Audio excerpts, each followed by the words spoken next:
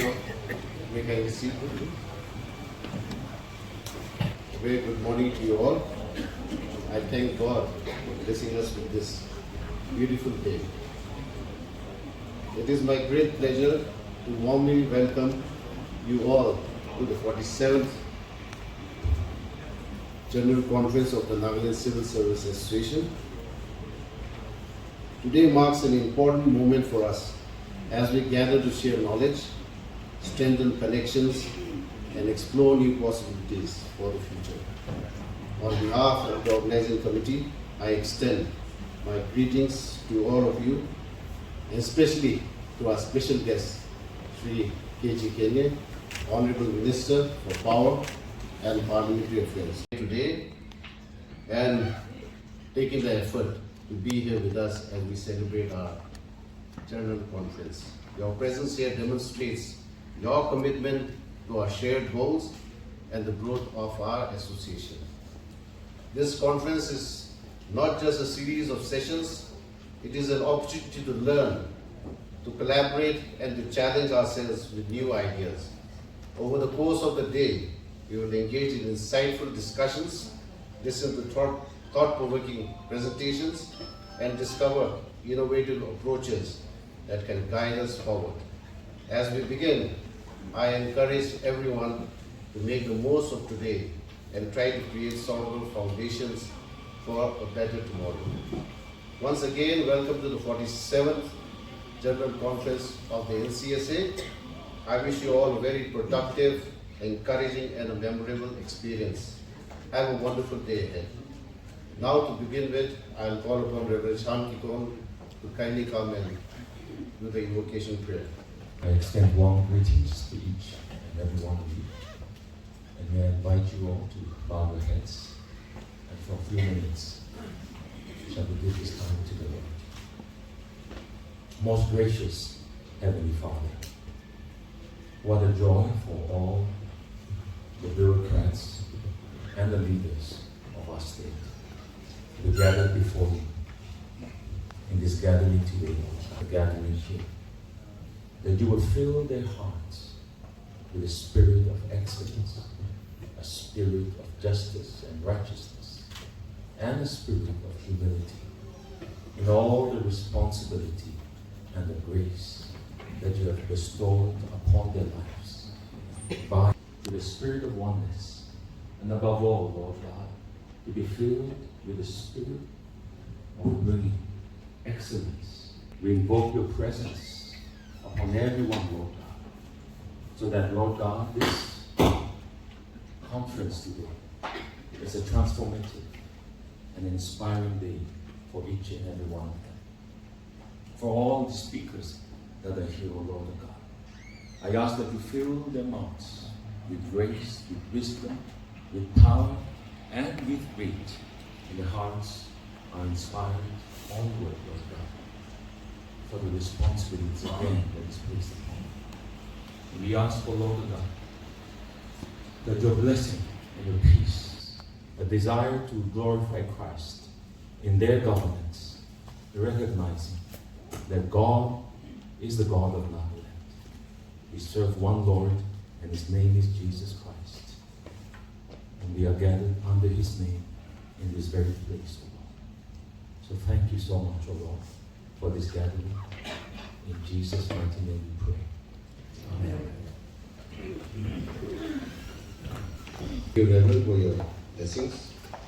Some of our dear comrades, and we would like to take this time to remember and pay homage to them.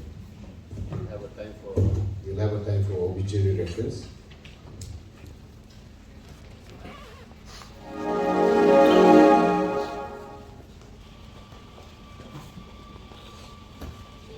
Nagaland has come a long way from once being a district of another state to becoming a full-fledged state in 1963. Since that historic moment, it has been in the hands and hearts of countless civil servants that have built the very foundation of our state.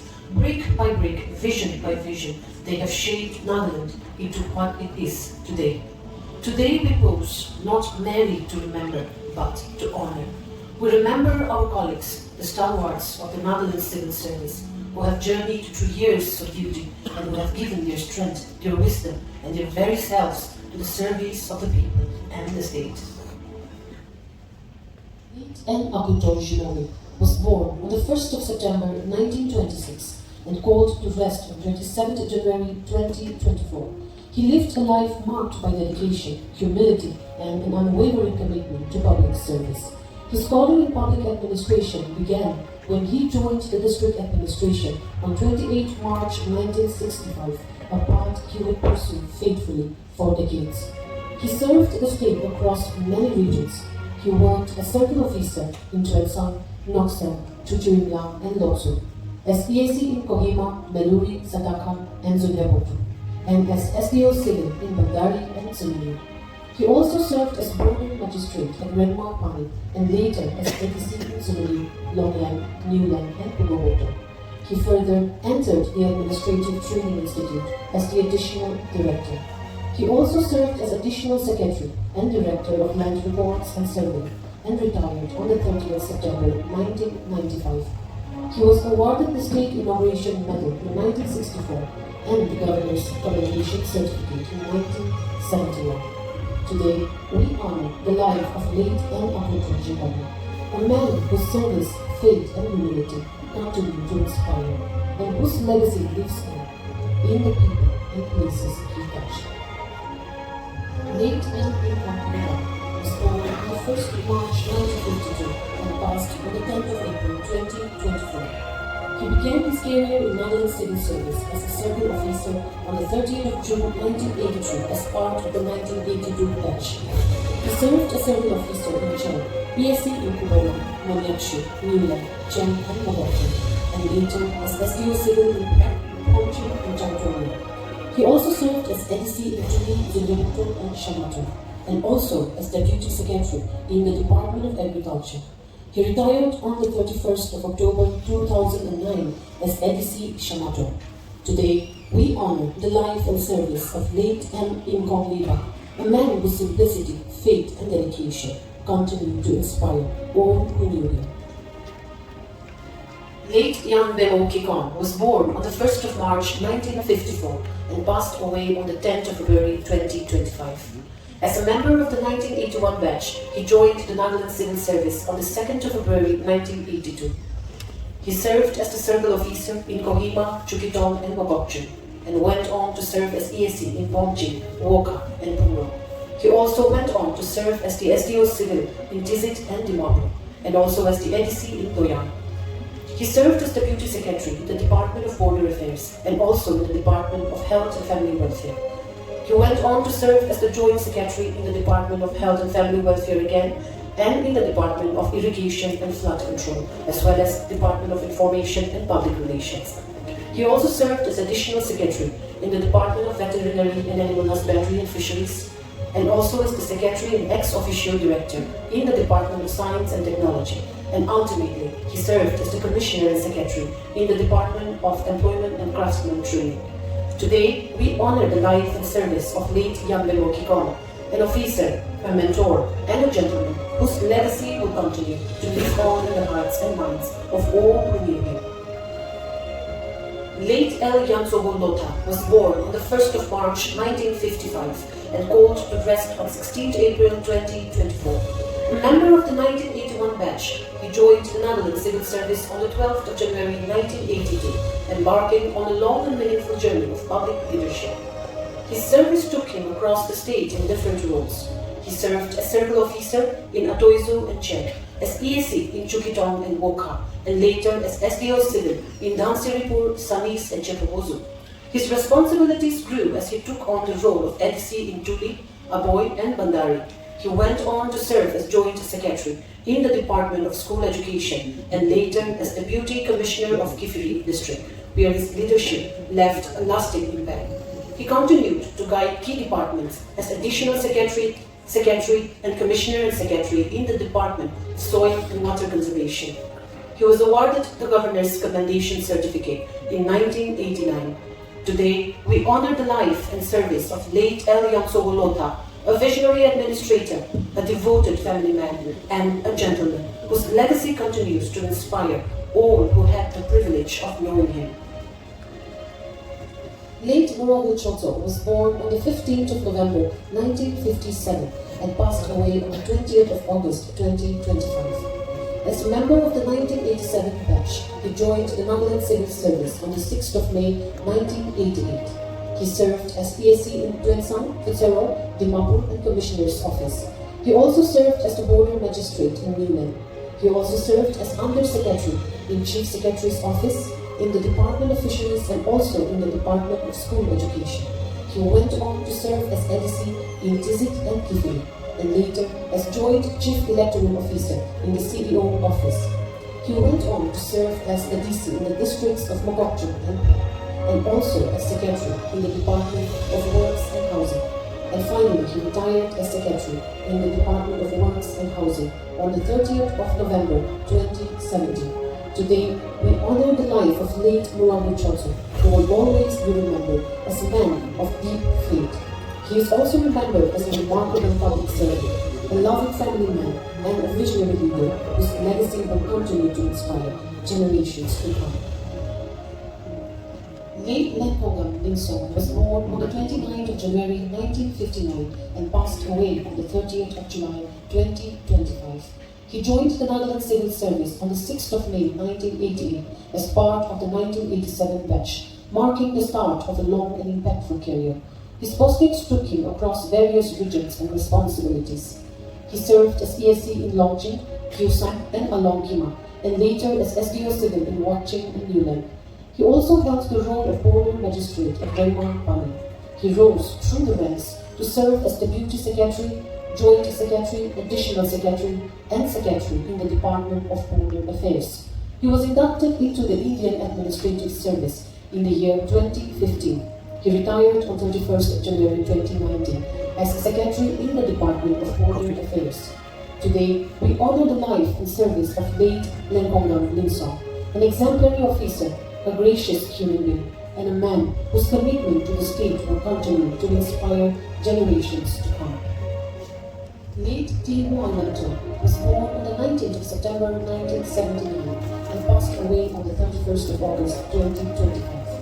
A member of the 2007 batch, he joined the Nagaland Civil Service on the 18th of February 2008. Throughout his career, he held diverse roles across the state.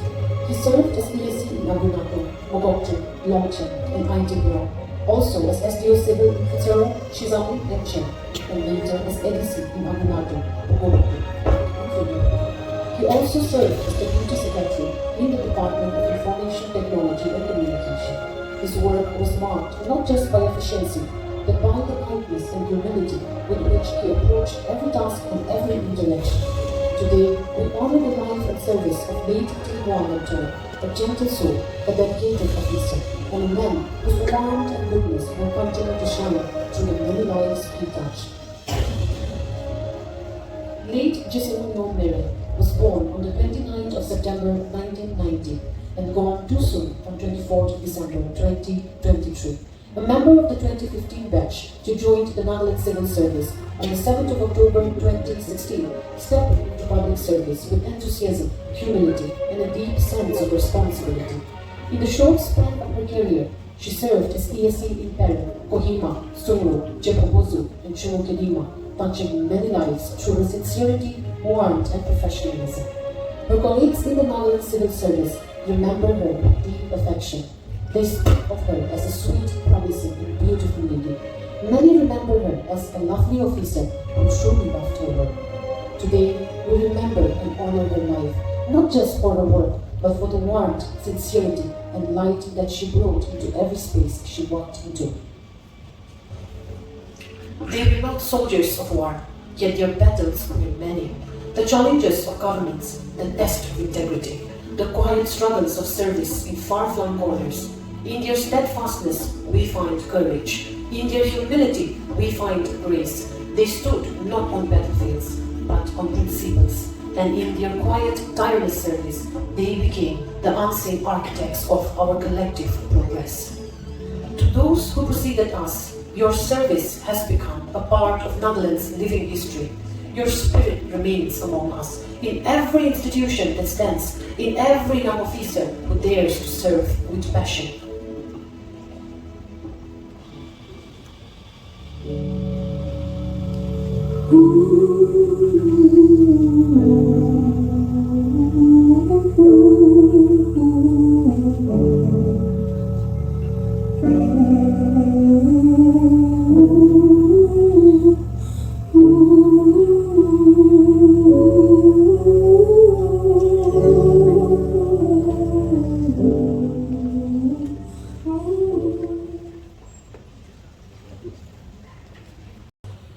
Deceased members, we'd like to have a 1 minute silence. So I request all our distinguished guests and officers to kindly stand and we'll maintain a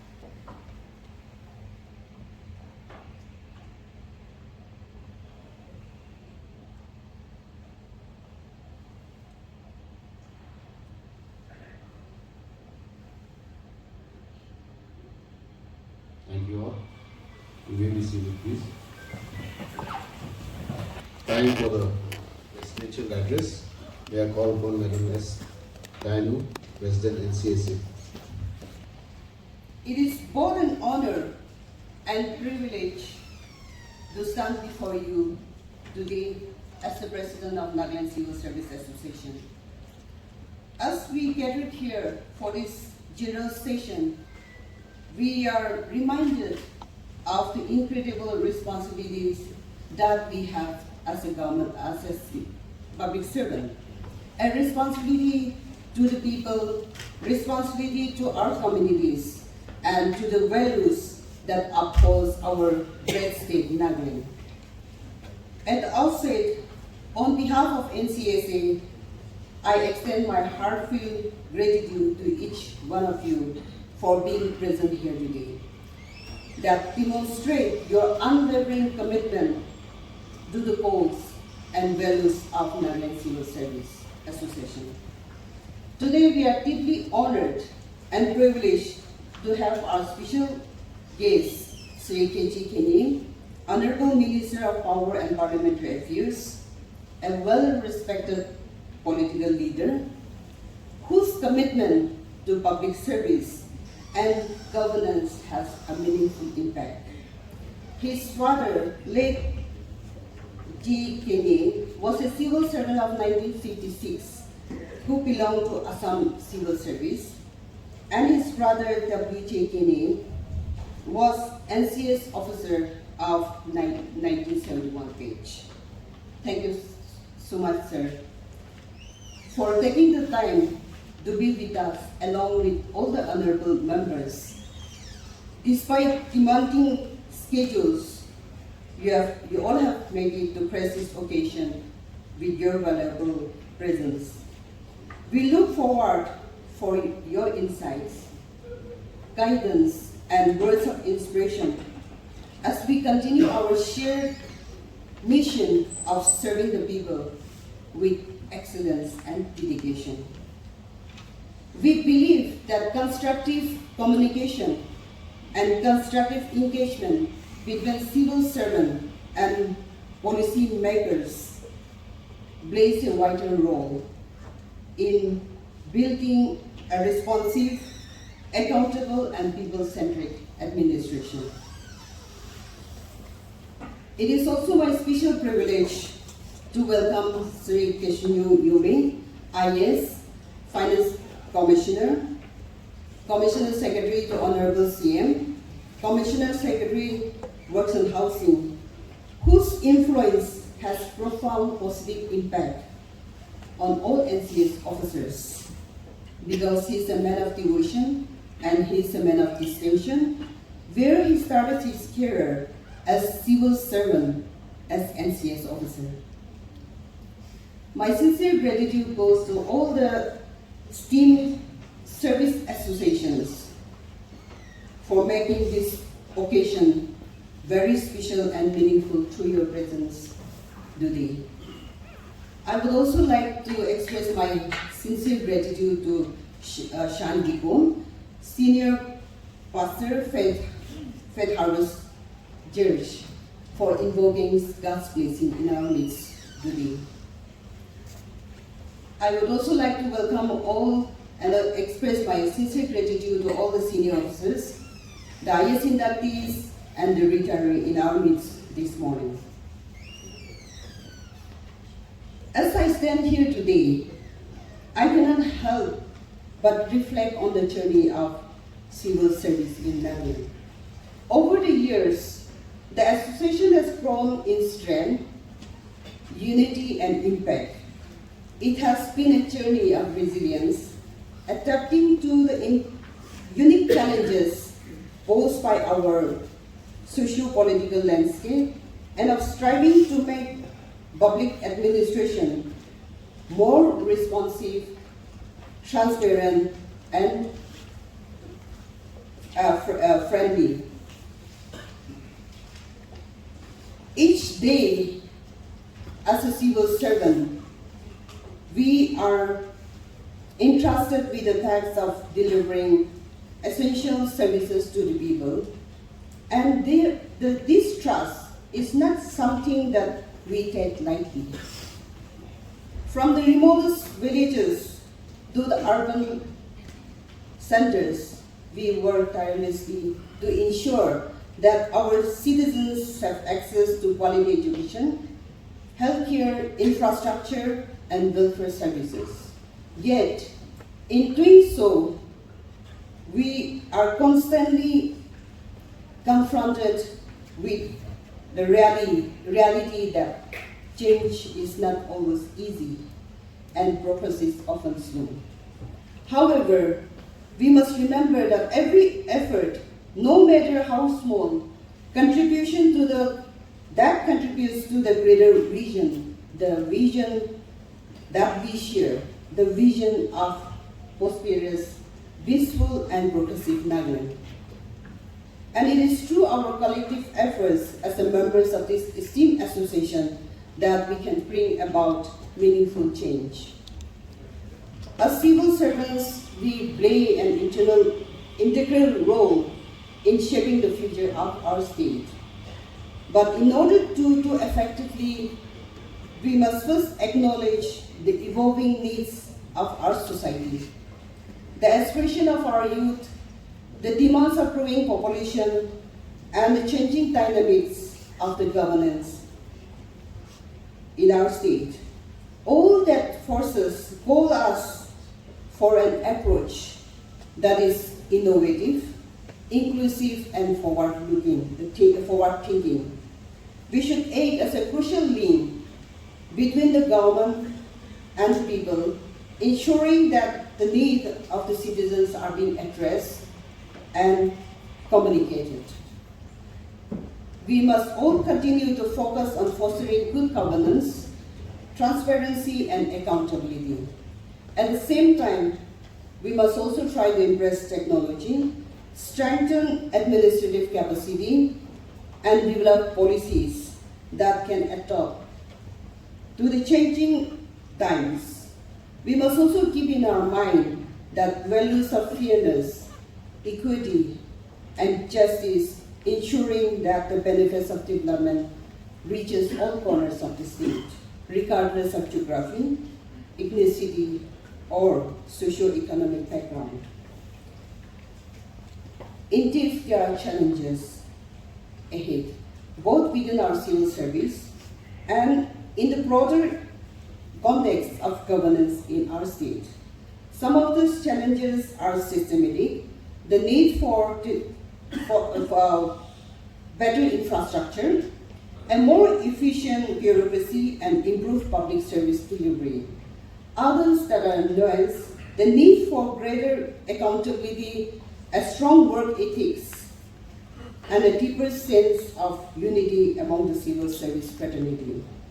The challenges that we face in our profession are many, but are the opportunities we have to make a meaningful difference in the lives of the people that we serve. We should also take challenges as an opportunity. The opportunity to strengthen the system, to learn from one another, and to innovate the ways that enhance the quality of our people. We have obligation to lead by example, to be the standard bearers of integrity, professionalism, and service. Here I urge all the members of this esteemed association to take pride in the work that we do, to challenge ourselves to be better each day, and to support one another in achieving our desired and shared goals. It is through our collective effort that we should continue to build a civil service that is not only effective but also empathetic and responsive to the needs of our people. Here I would also like to take this opportunity to acknowledge the immense contribution of our members, both past and present. Your dedication and hard work has shaped the success of association and have made a significant impact on the lives of our fellow citizens. To our seniors, your experience and wisdom continue to be a source of inspiration for all of us. We are truly grateful and pleased. And to our younger generation, younger colleagues, your energy, enthusiasm, and fresh perspective are vital to the ongoing growth and evolution of civil service for effective progress. Today, we make up a strong and resilient community, and I'm confident that as we move forward, we will continue to inspire each other and uphold the highest standards of public service. In conclusion, I would like to express my sincere appreciation for all of you for unwavering commitment to the ideals of Nagaland Civil Service Association. Let us continue to work together to advance the cause of good governance, to promote the welfare of our people, and to build a future for Nagaland that we can be proud of. Thank you all for your dedication, your service, and your constant support. May we continue to serve with excellence and integrity, guided by the principles of justice, fairness, and compassion. I would like to inform all the members present here that my officers, NCS officers, are not only a good public servant, but they are also a good player, sports person also, which has been shown during 2 days of badminton tournament that we had on 17 and 18. And they are also a good singer, because we'll be having a singing competition this evening also. So I wish each and every member of this association to do the best, give the best wherever you are in place, and let's make a difference. Thank you so much. God bless all. I'd like to take some time to felicitate some of our distinguished guests and distinguished invitees. Presentation coming. I'd like to call upon Sri K.G. Kenya, Honorable Minister, to kindly rise up and accept a small token of our appreciation, sir.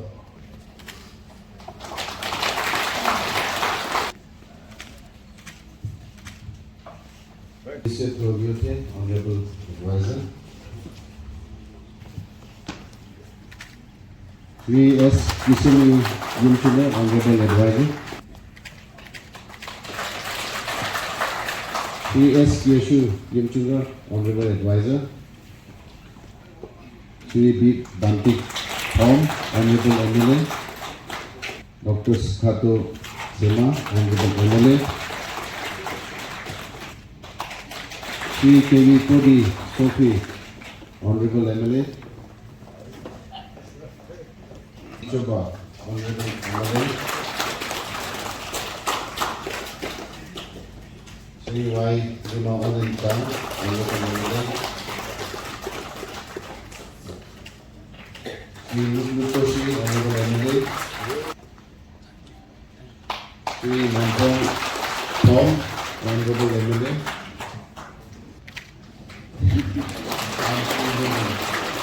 Sri Pongsit Form, Honorable MLA.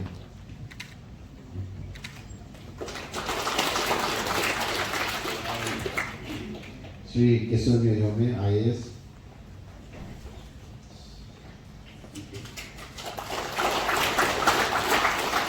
I would also like to acknowledge the other service associations, invitees who have come and blessed us with their presence. IAS Association, sorry.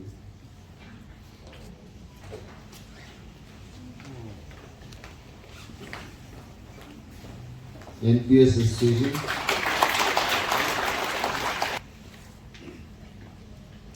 Kansia. Concessa.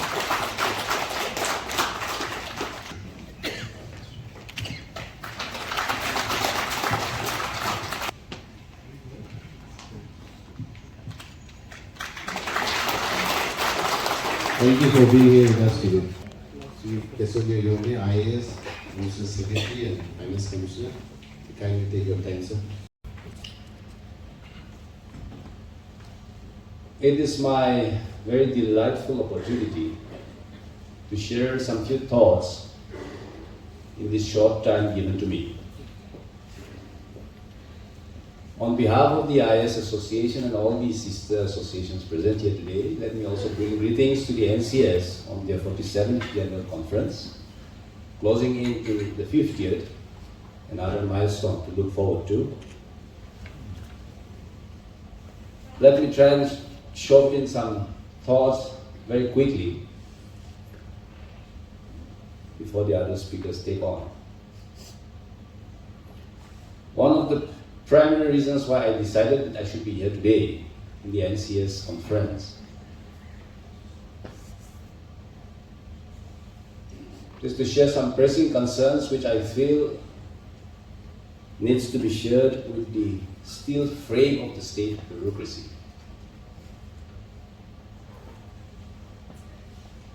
They call the Indian Administrative Service as the steel frame of India, as coined by Vallabhbhai Patel. I would imagine, and we have seen that the state bureaucracy, the steel frame of the state bureaucracy is the NCSA and the NCS officers. Which leads me to the point that I was trying to drive for. The NCS officers have a very, very pivotal role in providing leadership in every aspect and sector that you are posted or assigned. So let me share about this role of leadership for NCS officers in shaping the destiny of the state. We have seen that in the last 6 decades or so, the NCS has been a very critical element in shaping and taking our state thus far. The role is only going to get bigger. If you actually see what has been happening in the country, the whole of India is talking about Viksit Bharat 2047. The vision to make India a developed nation by 2047.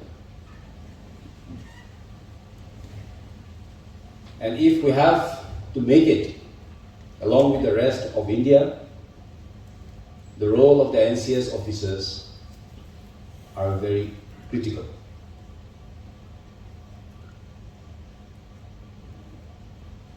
There is absolutely no department, no administrative division where there is no work. We have not very often, but on certain occasions, heard or overheard rather, certain officers from any association talking about having no work in their departments or in their sectors. I think we need to demystify and bust this myth. and talking about becoming a developed state and a developed nation. One of the major sector that the state will have to look at is the economy of the state.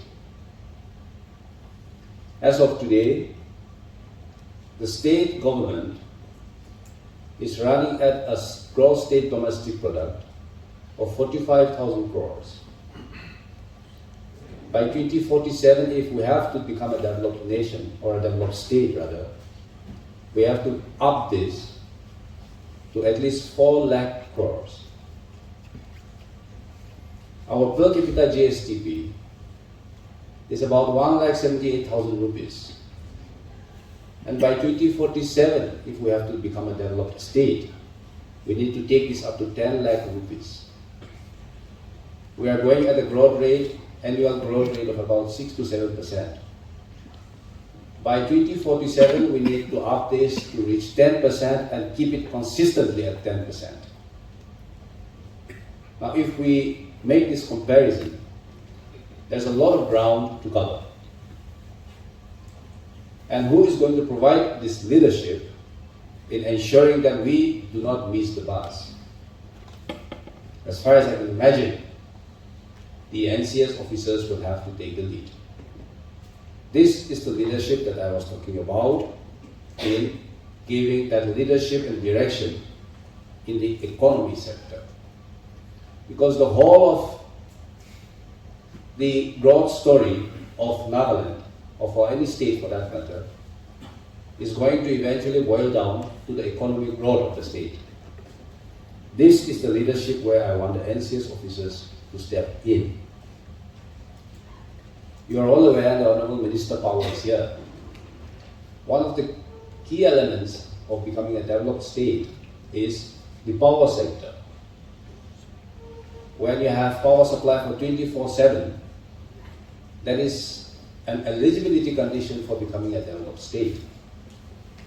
Now, if we look at our scenario today, things are not as rosy as they are, but we are on the right track. Of course, our peak demand is about 180 megawatt, and the internal generation of the state is only about just short of 30 megawatts. In other words, we are buying the remaining at a very high cost, spending at least 600 crores every year. And of course, we all know about the transmission losses. So we just get about 300 crores in return, which means 50% of our purchases of power, we lose them. Just like that, 300 crores is gone. I'm only giving an instance of power department, which is easy to comprehend. But that is the kind of challenge that is ahead of us. The administrative and the governance landscape has been changing over the decades.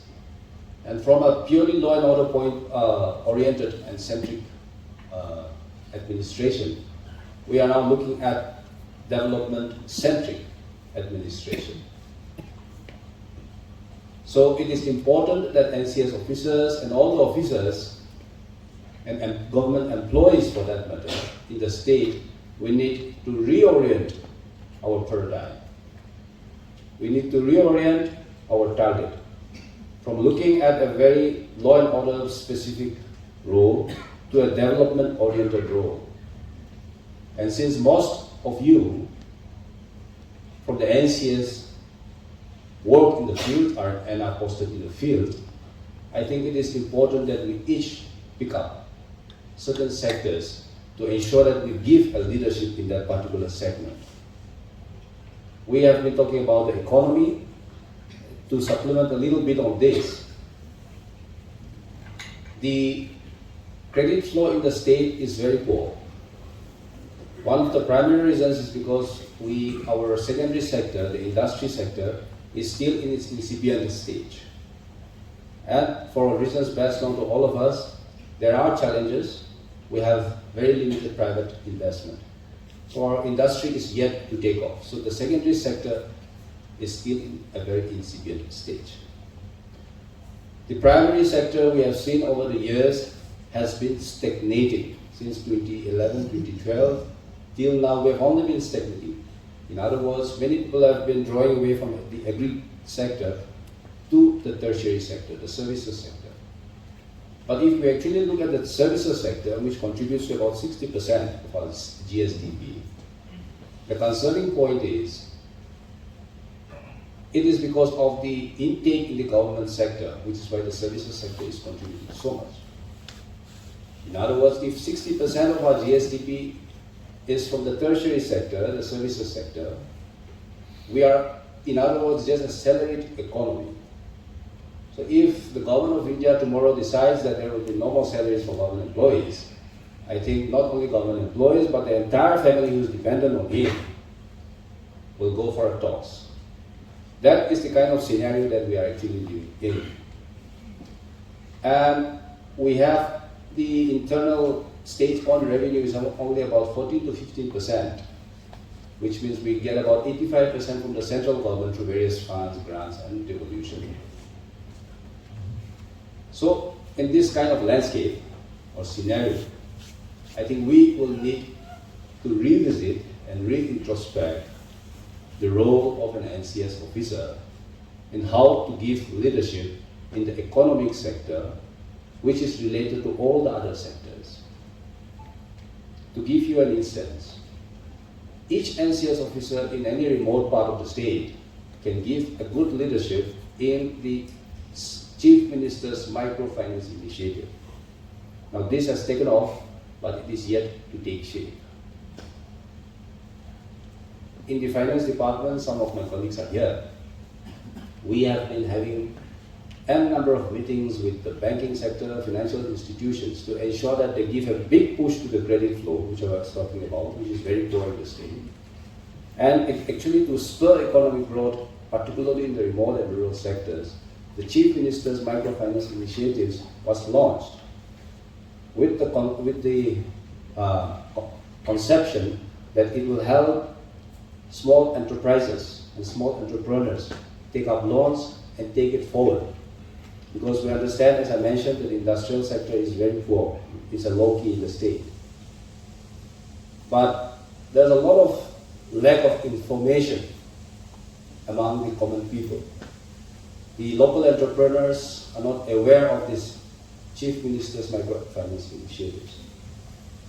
Now, most of you are aware that in this particular initiative of the Chief Minister, the beneficiary, or the entrepreneur rather, just have to chip in 10%. The remaining 90% comes from the state government and the banks. But there is hardly any information among the public. Now this is where we want the NCS officers, wherever you are posted, particularly in the remote areas, to come in and give it a big push. It can actually make change the landscape in the rural sector, because all these small enterprises and entrepreneurs can actually take this kind of loan and take it forward and make a living for themselves. This is one initiative which definitely the NCS officers should take up and push it forward. I've talked on the passing about the power sector, I've talked about the microfinance initiatives. There are a host of initiatives, but for want of time, that will be kept for another day. But the point I'm trying to drive home is, it is important that all the NCS officers take a leadership in a particular sector. You may be posted as an AHOD or a DC somewhere. The point I mentioned about leadership, we are always feeling that you or I am a leader only when I become a deputy commissioner or when I become the administrative head of a department.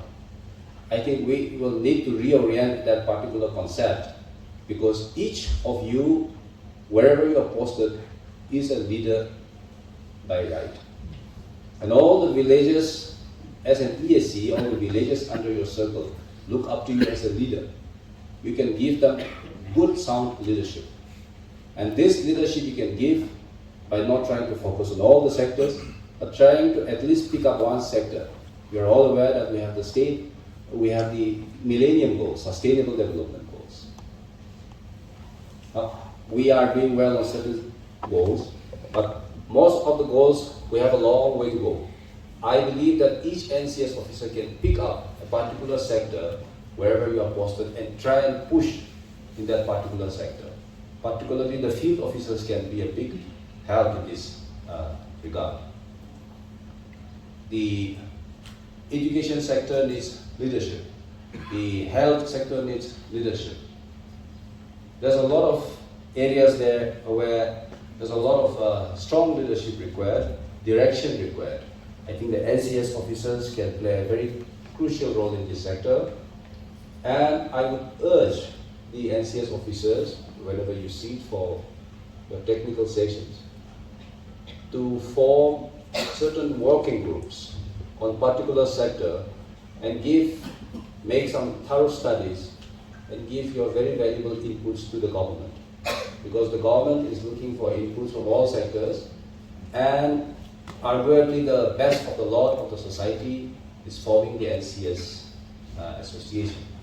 I believe that you have a lot to contribute, a lot more to contribute than you have thus far. I think this kind of working groups on certain sectors in giving your inputs to the government will really help the government, because you understand the local realities, you will understand and give practical and pragmatic solution. Like I said, the governance landscape has changed, and accordingly the state government and the state bureaucrats, we may have to change our orientation. Last, not a very negative point, I hope, but I also feel that the NCS officers need to be a united unit, and you can be a united unit if you don't lobby for transfers and postings. Thankfully, sitting in the Chief Minister's office, we get to know the kind of applications and the requests that come in. I believe that the role of NCS officers can be best exemplified if we do not take up this exercise of lobbying around. Anyway, I would like to thank each of you for this very patient hearing and for giving me this opportunity. Thank you. Now we'll have a time for a special song by Shri Sevele Tukri. Conference, we have had a few officers who have retired from service, and some have been inducted into the IAS. So we would like to take this time to acknowledge some of them. I'll first read out the list of officers who have retired. Due to prior engagements and since they were traveling out, so some of them have not been able to make it, but I'll just read their names. Shri Kevika Kevin Zehol, Shri John B. Chawang, Shri M. Shain Wong, and Shri Chubawati Chang. These four officers have retired since our last conference. And some of our officers are there who have been inducted into IAS. So Sir Zarentang Izan and Sir Limawa Pangchang, they could not make it because they are out of station and one has some interviews going on. But we have 3 officers who are here, so we want to acknowledge, two have been, they were out of station, so 5 of them. So we'd like to acknowledge them. So for that, I'd like to request our special guest to kindly come to the stage so that we can acknowledge our IAS inductee officers. So if you can come. First of all, I'd like to call upon Shri Zotisa Daugo, Srimati Angelina Tajan,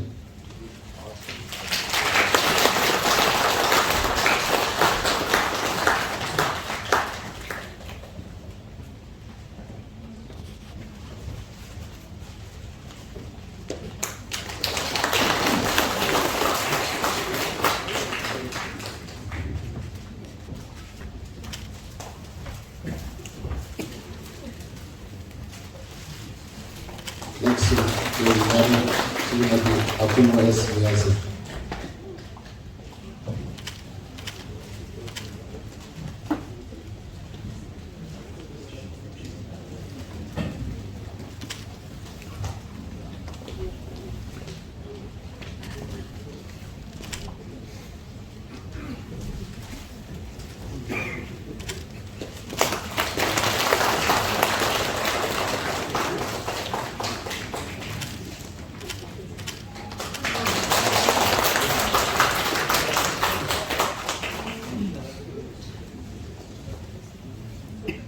So we have 5 inductees, but only 3 of them have been able to make it.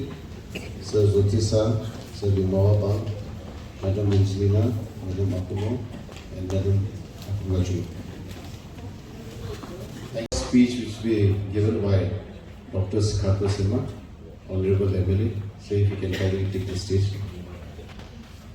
We are all inspired by the unity of the NSSA, your sincerity, dedication, which truly reflects your resilience and determination to take the state of Nagaland to greater heights to achieve the goal of excellence with peace and prosperity.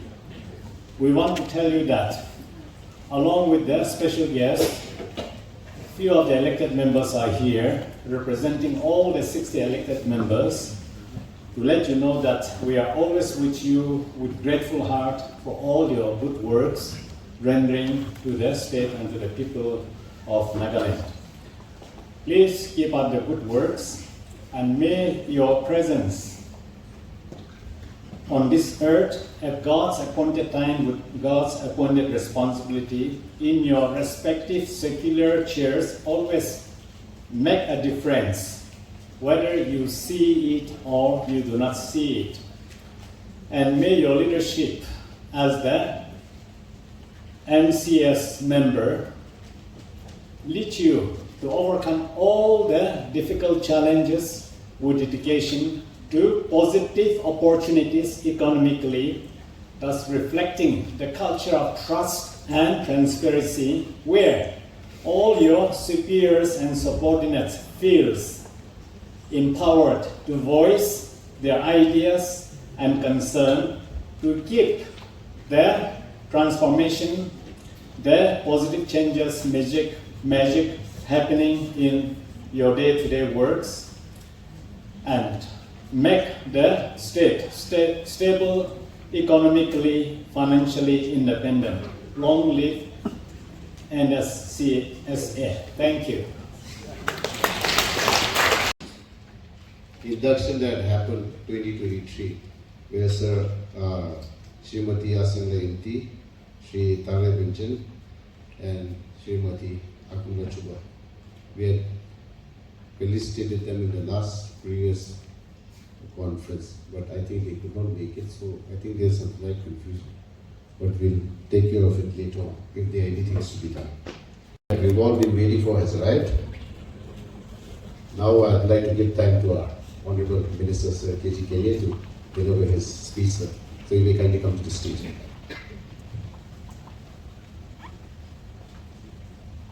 God's humble servant, Pastor Shah,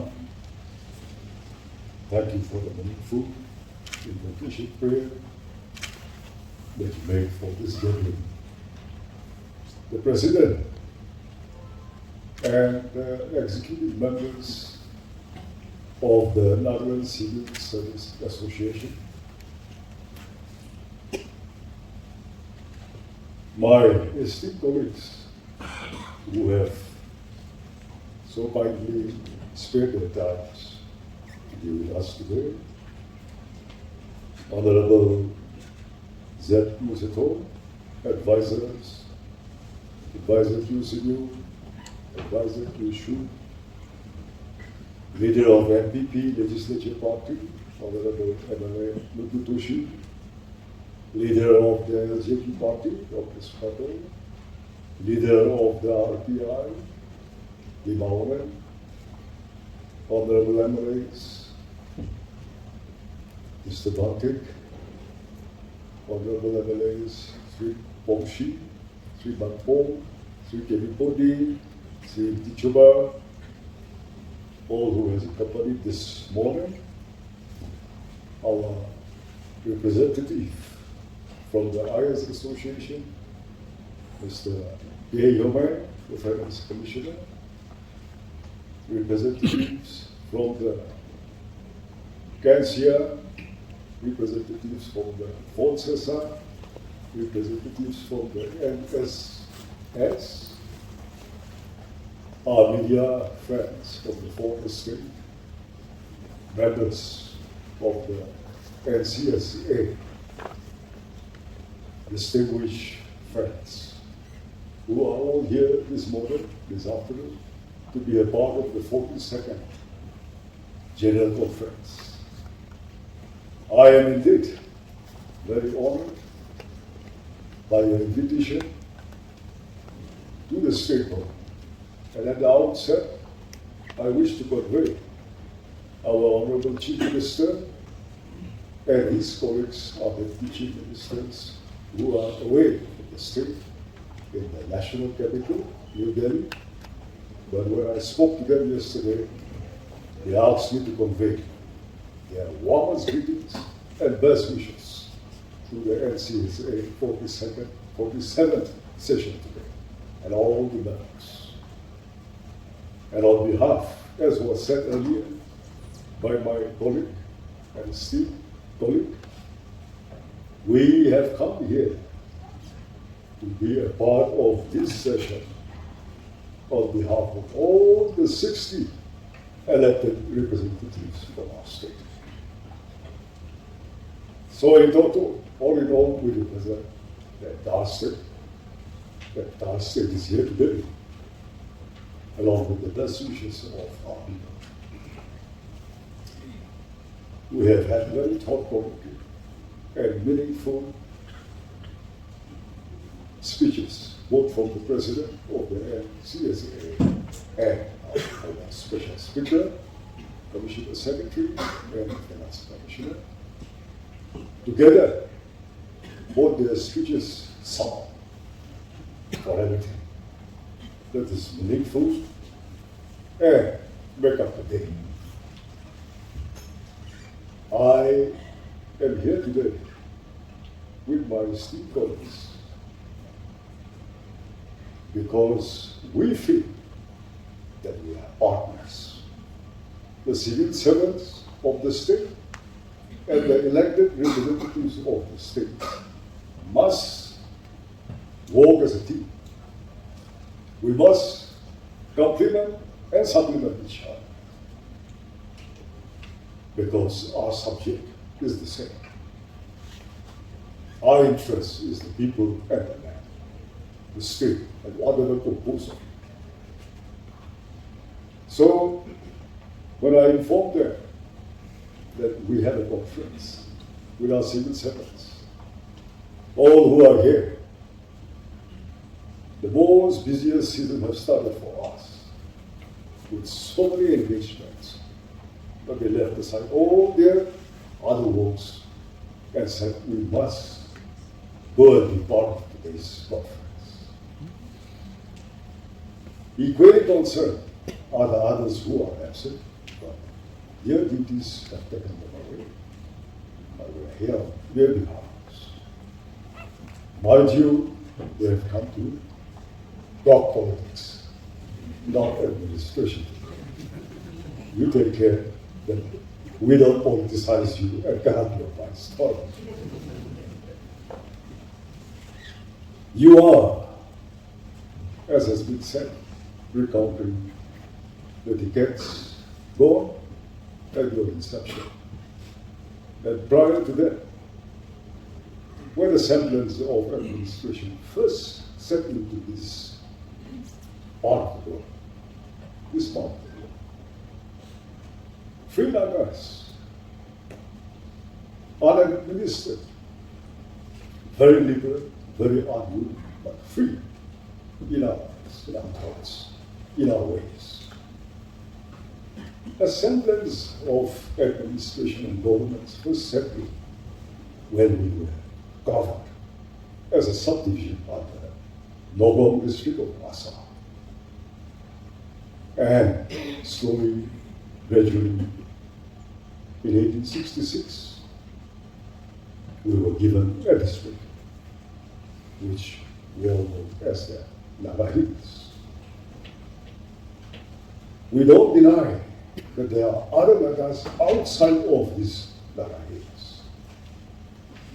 There are still so many outside, even across the international border. We will never deny.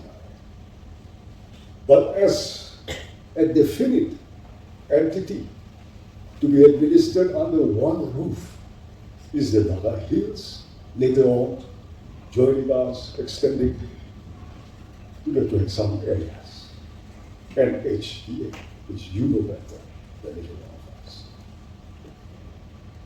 And after many decades, just short of 1 century, 94 years to be precise, in 1960, we achieved statehood. This former Naga Hills, Tuensang area, and were culminated, integrated into one administrative roof.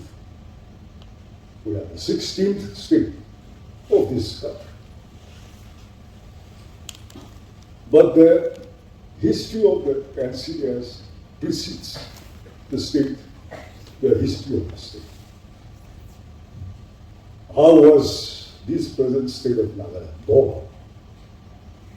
Who were responsible to set the foundation, to make the alignments, and push us to the way forward? It was you, your predecessors. Back then we had only a handful of your predecessors, left on their own, without any meaningful assistance from people around them, to help them, to guide them, to show them the way forward. They were everything. We had no secretaries, HODs or HODs directors. We had no ministers, we had no MLAs, we had no engineers, we had no doctors, you name it. A few teachers, yeah. A few early Christian missionaries, right? Yeah. Other than that, you were everything. You were the officers, the teachers, you were the politicians, you were the developers, you were the administrators. What were we then? Did we have 100 graduates? I doubt. Maybe 40 to 50 graduates at the most in that definite area called Naga Hills, Tuensang area. So it was in such a situation, with darkness, ignorance, and everything foggy around them, that they had to find a path. When turmoil broke down, when political movement started, and eventually it landed us into not a political, but a human crisis. Our entire land came to a standstill. Our lives, our very lives came to a standstill. We were anything but farmers.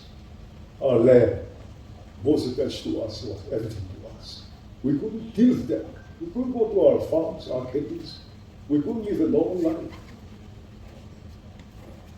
Political turmoil overshadowed our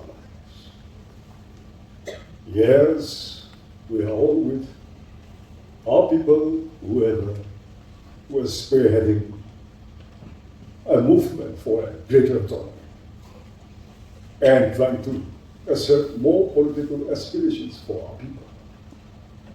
We are with them. But if the people are annihilated, if the last man dies, or we are marginalized to an abject minority, then what becomes of whatever autonomy or aspirations that we achieve? Whom shall we give it to? Who will enjoy the dividends of that hard work when the people are no more? And our land has turned into a battleground, a war zone. You know, that's. Not so much because of attacks and counterattacks, but because of the situation, more died out of sickness, diseases, hunger, and all other human sufferings with the conflict. So somebody had to broker peace, and restore normalcy again, so that we can restore our normal lives, somebody had to venture out. Your predecessors did just that. The few of them who could understand the situation and could comprehend the dangers surrounding us of being annihilated completely. We were just 2 lakhs, 20,000 in population. So in a matter of a few months, if our adversaries really chose to, they wipe us out. As history tells us, so many societies have just disappeared. And the remnants you will find in the archives and the library about them. That once upon a time, such a people lived in this part of the world, but they are no more. You look back, I don't have to emphasize. So for fear of such a situation also taking place in our land, your predecessors had to do something to broker peace. And it was with that initiative, a very noble initiative, that they conjured up whatever support they could. And in partnership with our tribal leaders, you joined hands, showed them the way, and led them side by side to broker for this state and bring about the establishment of peace again by giving birth to this state. So you have laid the foundation initially, and you are still doing your job sincerely. The rest is history. But ever since your inception, you have grown in leaps and bounds. But you have not forgotten your role, your history, and you have also not ignored your commitment for our land and our people. That same burning desire has inspired each one of you to continue to carry the responsibility of governance in our state.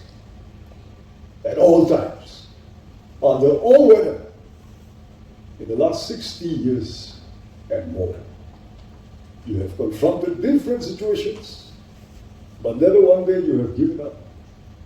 It is so very rare that any NCS officer has ever prematurely volunteered to take retirement. On health ground, I know one. On the calling of God's mission, I've heard of one. Other than that, if not for premature death and a noble retirement, the NCS team and army, you have worked so faithfully, so dedicatedly, with boldness and courage, under all weather, to bring us to this stage. Friends, on behalf of the past and the present, today we are here because we appreciate everything that you are doing and everything that you are. You are the most prized and valued machinery we have, the government machinery. Everything is just happening only through this one mission. This is one mission. You shout and talk and scream and say all these big fantastic words, make these famous declarations upon all platforms.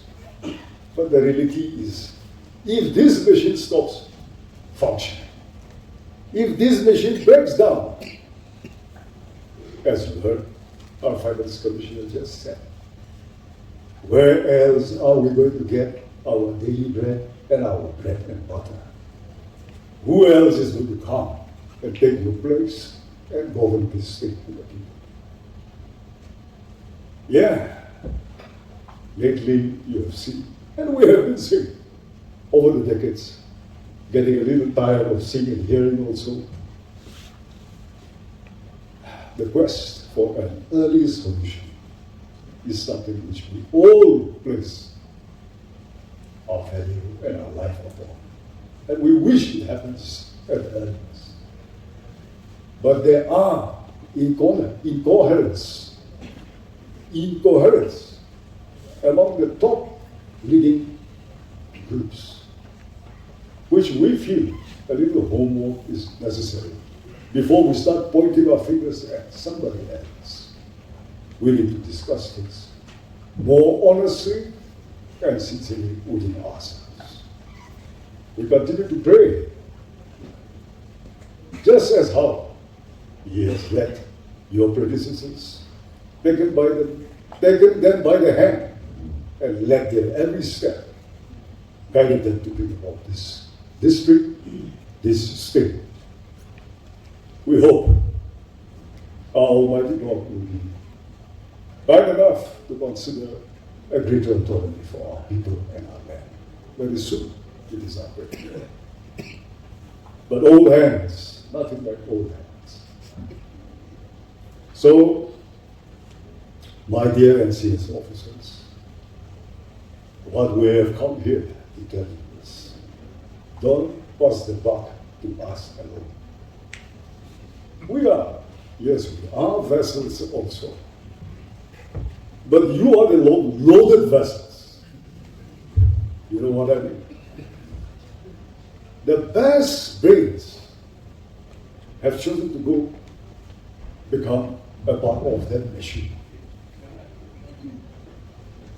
And when enemies like us, somehow you see us around. And the rest of us, you know where they are and what they're doing. But when enemies and the rest of us cannot match your intellect, your insight, or your foresight. So just as how your predecessors have done many decades back, maybe you'll have to become a little more vocal, you'll have to become a little more proactive, instead of confining yourselves within the four walls of your offices. Yes, we know. You are shouldering the society's and the government's responsibility in the fields. In the fields. But when you are mingling with the people from the grassroots level, don't dare go again into your rooms and confine and focus on your files alone and the government directives and rules and the regulations. We want you to be more outgoing, to mingle more with the grassroots people. You know, these people whom you rub your shoulders with day and night, and you feel their pulse, are the true custodians of our society. Power does not lie here in the Secretariat. Power lies there. It is such. You are familiar with Article 371A, that even the Indian Parliament had acknowledged our customary laws and its practices that they have guaranteed us in their own Constitution, number 371A. So, as we function, we are a state absolutely different from the rest of the state of this country. So you are playing a very, very unique role. You see, your peers, your other colleagues from other states, I think they lead a very much more easier life. Officer Sam, Asol Sam, I don't think it's so easy for you. Dealing with people who enjoys more power than you and I. See, democracy itself says that power lies with the people. But here is something more than that. And we have an issue going, it's still going. It has taken the center stage of our life. Unconsciously, it has attracted all our attention and focus. You see, that everywhere you look around, it's only about political dialogue, political negotiation, political talks, solutions here, solutions there. So, we are still in that period where nothing is really certain. We live in an uncertain time because we cannot predict what next. We cannot fathom what situation lies ahead. Nor are we in a position to assess our own people's destiny 10 years ahead. And I would not like to read the minds of the people who occupy the corridors of power in New Delhi. I fear. So now what do? We have to turn back to the grassroots, the custodians of our people. The leaders there matter. You have to teach them. They trust you as civil servant officers. They don't trust me, nor my friends. We are politicians. We say something today, we do another thing tomorrow. They know it too well. So they don't trust us. But the last people who they trust is our civil servants, officers. They will believe you because they trust you. Giving you an opportunity to motivate them, to influence their mindset, to shape their outlook, divert it into a more positive outlook, aspect. You have to do that. It's not easy, but you have to motivate, teach our people again of what is reason, what is sensible, what is practicable, what is a need, what is a dream, what is reality. These things you have to filter out and tell them.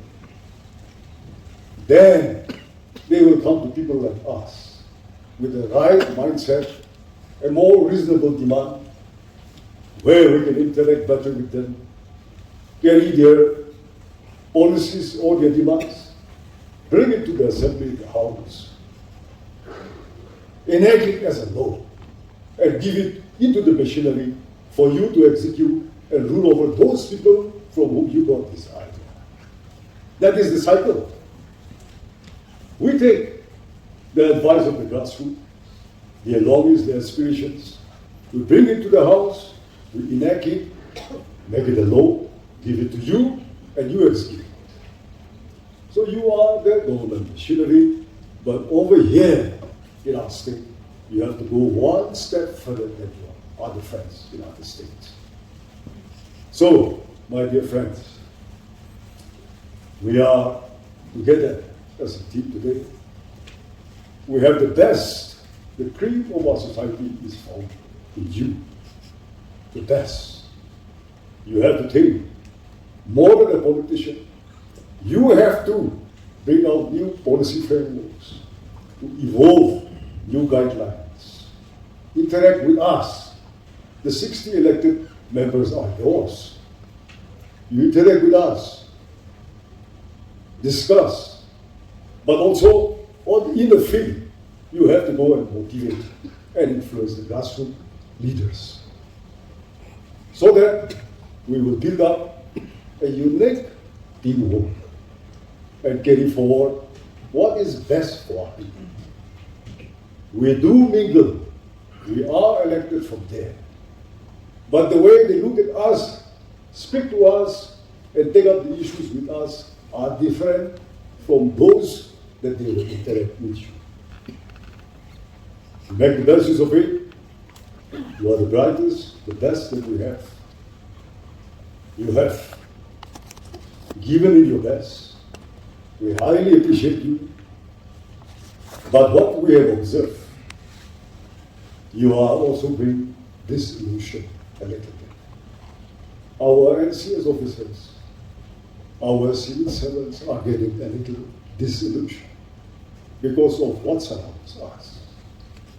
Every day in the social media, every day in the print media, what dominates the media is something else. People are no more curious or interested in what our officers are doing in the fields. I often tell media, our focus state friends, focus in the fields also. Keep track on what's happening on the ground. And not only about the hype that's going on around us for decades. What we are holding with our right hand, let us not let it slip away. Don't give it up. This time, we are transcending a border, a four-way traffic point. If you make a right choice today, we will sustain our people for like a century or more.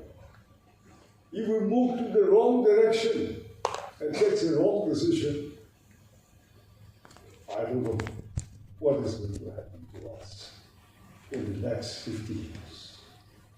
We cannot survive as a people like this. So, you don't expect somebody from outside to come and resolve our problems, the issues that are confronting us, good or bad, light or heavy, like it or not. We have to decide something for ourselves. It is time that we speak up. And the bells brains must speak up. It doesn't matter. Nobody is going to criticize. In fact, you are the first category of stakeholders. If we talk about whose land, whose people, whose issue, who are the main stakeholders, you are the first stakeholders, more than any other. You have to speak up. And under all forms of government, today or tomorrow, no government can function without you. You have first-hand experience in the field, practically, of how things are, how things were, are, and should be tomorrow. So certainly, you have a stake in shaping the future of our people. So come out, don't be docile, don't shy away from your other social responsibilities, official responsibilities you are executing very well, but there are other callings which we feel you should also be a good partner. Continue with your spirit of service to the state and the people. What is reality? The state is reality today. Tomorrow, we may sink back into a district under another state. For all we know, if we fragment up, break up, we may have the south going somewhere, the central somewhere, the north somewhere. But if we are able to reach an understanding and unitedly and surely confidently move forward as a people, maybe we can achieve greater autonomy also within our lifetime. We thank you for all your services to our land and our people. Don't feel lost. Don't be disillusioned. Don't be discouraged. You are what matters. You are what is reality. And, as said, you are the steel frame and the pillar of governance. Continue to share, put forward your best thoughts, and let it be imbibed in the lawmakers, into the lawmakers' mind, so that you will see your finest policies that you have for our people, make it come a reality. I thank you for all the time, for the invitation that you have given us to share and interact together. I thank you for your beautiful gifts that you have given me and all my esteemed colleagues. God bless you. Long live and see you again. Historical perspective and words of encouragement, and also your valuable advice. Now the vote of thanks will be delivered by the Executive Secretary, Vice President, and says. It is an honor and privilege to deliver the vote of thanks on this momentous occasion, the 47th Biennial Conference of the Nagaland Civil Service Association. At the outset, we express our deepest gratitude to our special guest, Sri K.G. Kenye, Honorable Minister, for gracing this conference with his presence and for sharing his words of encouragement and wisdom, and as stated by our chairman, with historical perspective. Your insights have greatly inspired us to continue striving towards excellence in public service and governance. It has further reaffirmed the significance of the civil service in driving effective governance for the people of our state. We also extend heartfelt appreciation to our guest speaker, Sri Kasona Yome, for delivering an enlightening and thought-provoking address. Your perspectives on governance, policy, and administration has stimulated reflection and renewed our resolve to serve the people of Nagaland with dedication and integrity, and also to lead the people at the grassroots level with the leadership that you have spoken of. We, the NCSA, also give you our word that we will be sitting for the business session, and one of the agenda which we'll be taking up will be the working groups which you have suggested, sir. We are really grateful to Dr. Sukanto, Honorable MLA. Though he was not in the program, he volunteered to come and address us. We are really grateful for your address. We are grateful for the thoughts that you have shared with us, sir. We extend our sincere gratitude to the esteemed entourage of our Honorable Minister, including the Honorable Advisors and Honorable MLAs, for your kind presence. Your participation in today's conference has added great value and solemnity to this occasion, reflecting a spirit of unity and cooperation between the legislature and the civil service. We are extremely grateful to all the various services associations of the state who, in spite of their busy schedule, have taken the time to grace us with their presence. We believe together we can truly fulfill the vision of our leaders and make Nagaland a proud partner in the achievement of a Viksit Bharat 2047. We are grateful to Pastor Sean Kikon, the Senior Pastor of Faith Harvest Church, for invoking God's blessing. Our appreciation is further recorded for the media and press fraternity for covering this event and helping to communicate our deliberations to the wider public. To all our members and delegates, thank you for your active participation, thoughtful contributions, and the spirit of camaraderie that has defined this gathering. Your commitment keeps the association vibrant and forward-looking. We owe special thanks to the organizing committee led by our president and every individual who worked behind the scenes to make this conference a success. Your meticulous planning and coordination have ensured the smooth flow of the proceedings. As we draw this conference inaugural portion to a close, let us carry forward the spirit of unity, service, and responsibility that defines the Nagaland Civil Service. May we continue to work together for a more efficient, transparent, and compassionate administration for our people. Thank you, and may the association continue to grow from strength to strength to greater heights. Thank you, and God bless.